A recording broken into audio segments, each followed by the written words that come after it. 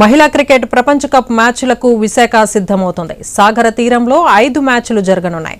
విశాఖలోని స్టేడియంలో ప్రపంచ కప్ ట్రోఫీని ఆవిష్కరించారు. మహిళా క్రికెటర్ల భద్రతకు పెద్దపీట వేస్తామన్నారు ఆంధ్ర క్రికెట్ అసోసియేషన్ ప్రధాన కార్యదర్శి సతీష్.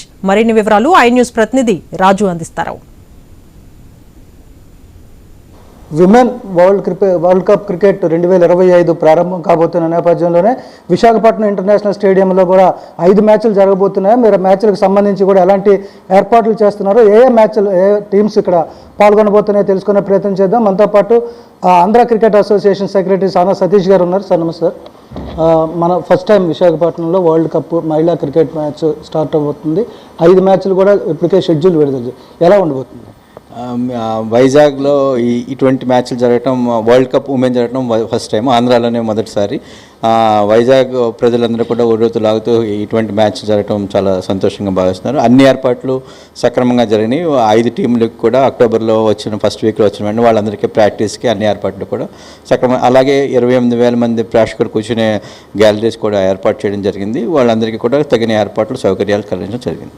అంటే గతంలో ఐపీఎల్ నిర్వహించారు, ఏపీఎల్ నిర్వహించారు. అప్పటికి ఇప్పటికీ కూడా ఏర్పాట్లలో తేడాలు ఉంటాయి అనుకుంటా. అంటే స్టాండర్డ్స్ మెయింటైన్ చేయాల్సి ఉంటుంది. గతంలో ఐపీఎల్కి ఏవైతే స్టాండర్డ్స్ మెయింటైన్ చేశారో అవేనా, లేదంటే మళ్ళీ రెనోవేషన్ చేసి స్టేడియంకి ఎలాంటి సౌకర్యాలు కల్పించబోతున్నారు? అంటే మేము 6 నెలల క్రితం స్టేడియం టోటల్గా ఇంటర్నేషనల్ స్టాండర్డ్లో రెన్యూవల్ చేయడం జరిగింది.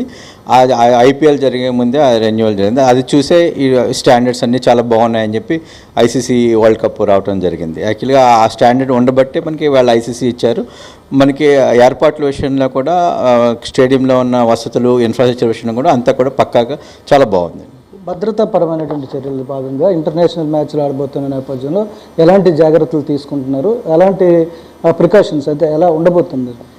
ఆటగాళ్ళ భద్రత విషయంలో కూడా లోకల్ పోలీస్ వ్యవస్థ కానీ అందరూ కూడా చాలా బాగా సపోర్ట్ చేస్తున్నారు. వాళ్ళందరూ కూడా సెక్యూరిటీ ఇవ్వటం దగ్గర నుంచి మహిళల భద్రత గురించి కూడా చాలా బాగా సపోర్ట్ చేస్తున్నారు. షెడ్యూల్ అయితే టోర్నమెంట్ ఈ నెల చివరిలో ప్రారంభం కాబోతుంది. విశాఖపట్నంలో ఏ తేదీల్లో మ్యాచ్లు ఉండబోతాయి? ఎవరెవరు పార్టిసిపేట్ చేస్తారు? విశాఖపట్నంలో India, Australia, New Zealand, south Africa, Bangladesh మ్యాచ్లు జరుగుతాయండి. 5 దేశాలు పాల్గొంటున్నాయి. 5 మ్యాచ్లకి కూడా తగిన ఏర్పాట్లన్నీ చేయడం జరిగింది. ఈ 5 మ్యాచ్ల్లో కూడా మొత్తం డిఫరెంట్ డేట్లో జరిగితే ఆ రోజుల్లో మాత్రం ప్రత్యేకంగా స్కూల్ పిల్లల్ని కూడా ప్రత్యేకంగా నిర్వహించడం జరిగింది. అంటే దీనికి ప్రత్యేకంగా స్కూల్ పిల్లలు అంటే ఫ్రీ ఎంట్రీ ఇస్తున్నారా, లేదంటే ఎలా వాళ్ళకి తీసుకొస్తారు? అది ఇప్పుడు మేము మాట్లాడటం జరుగుతుంది. మామూలుగా ఐసీసీ ₹100 టికెట్గా ప్రకటించడం జరిగింది. బట్ మేము స్కూల్ పిల్లల వాళ్ళకు ఫ్రీగా ఇవ్వాలని చెప్పి ఆలోచన ఉంది. ఒకసారి మా కమిటీతో కూర్చొని ఆ నిర్ణయాన్ని కూడా తెలుసు. Thank you.